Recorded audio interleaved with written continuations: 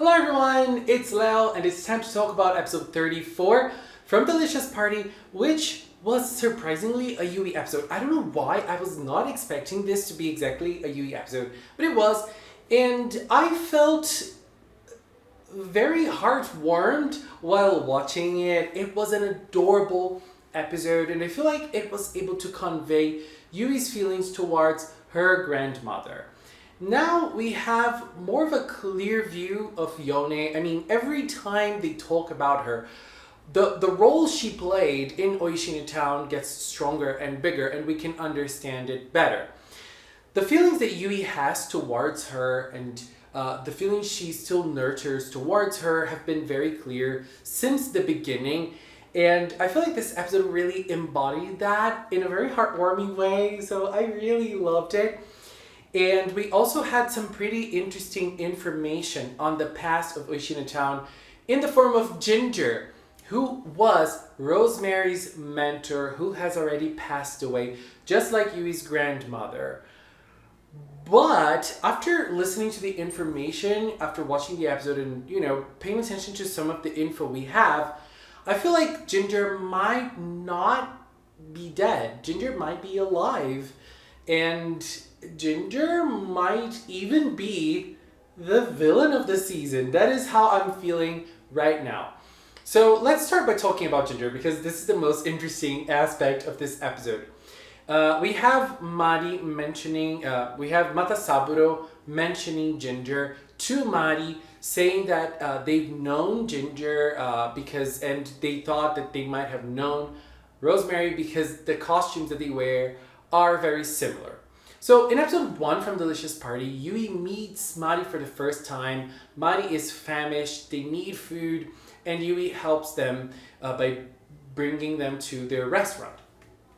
That's exactly what happened with Yone, Yui's grandmother, who found Ginger also famished. So the relationship and the parallels between Yui and Mari and Yone and Ginger seem to be the same. And Yone also brought Ginger and probably cooked something for them. That is basically what we know officially about them so far about Ginger.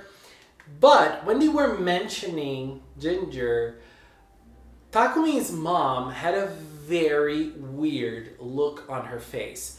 Her feelings towards Ginger don't seem to be good. They seem to be indicating something else. And there's also another piece of information. When Ginger was on Earth and when Yone found Ginger, they were wearing a cat-like hat. We have lots of cats in Delicious Party in Oishina Town in form of the Maneki Neko, which is the lucky cat. And we also have Godats. I mean, at least that's what it looks like. So Godat seems to be a cat or maybe a cat-like figure.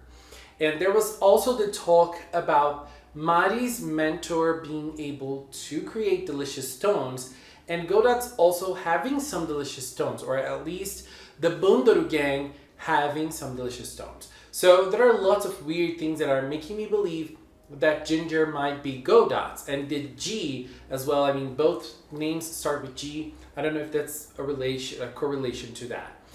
Another thing that I liked about this episode was Takumi's role. As I always say, I really like when Takumi's role in an episode isn't just to show how much he likes and cares about Yui. Yes, there were jokes about that and they were very funny actually. There were moments of Black Pepper saving Cure Precious, yes, but the biggest role from Takumi in this episode was with Matasaburo, and I like it. I feel like this is an interesting thing about him and I feel like it should be explored more and more. Matasaburo's and Kosuke's relationship was also very nicely crafted. And the baseball scene with the girls playing, it was very nice. It is really cool seeing Amane wearing braids. I loved that look on Amane so much. It looked so cool. And overall, that baseball scene was just a lot of fun to follow.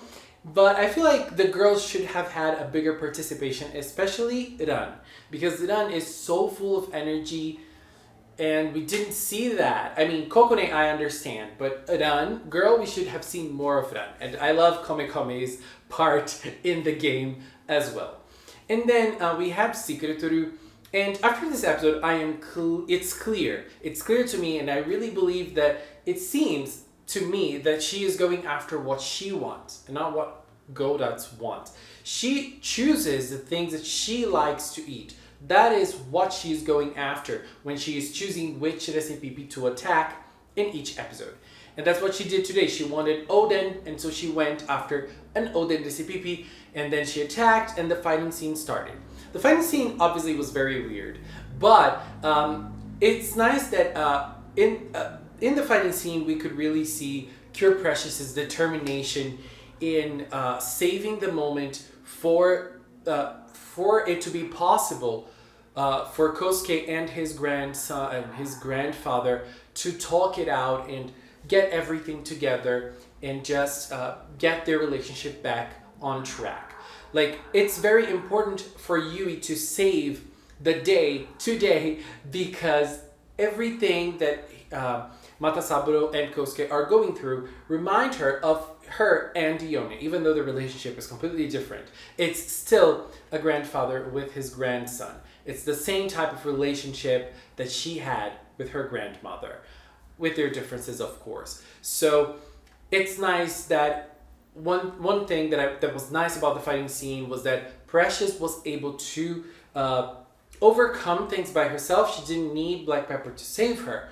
And this determination made her so strong she didn't need anyone else. But I was always wondering, what are the other girls doing in the fighting scene? And like, Cure Spicy was just there, shielding everybody, and they were doing nothing. Like, girl, what? But anyways, I feel like the biggest impact this episode has is in the emotional department concerning Yui and Yone. It was very beautiful at the end when Yui was able to learn the way her grandma did the Oden, because I felt like my heart was like super tight when Yui was talking, and she told the other girls at Kosuke and everyone that she was trying to replicate the Oden that her grandma did, but she was not able to do it because she never had time to ask her recipe because she passed away. And that is a real thing. You know, we should cherish the time that we have here with the people we have, but sometimes things will happen. They will take people we love away, and there's nothing we can do about that. So that was something that Yui felt that she was not going to be able to recover, and she did, because Yone taught everything to Matasaburo, and she was able to have that experience again with her. So I really love this. I feel like it's the right touch of emotion, and it really brought me some warmth to my heart this evening. So it was a very heartwarming episode. I said this lots of times, but I'm gonna say it again. It was very heartwarming. Anyways, babies, this was my view on episode 34. I don't think there is much to say, but still a very cute episode. I liked it. Next week there won't be a new episode, but episode 35 is gonna be a Kokone episode, so I'm obviously excited about that.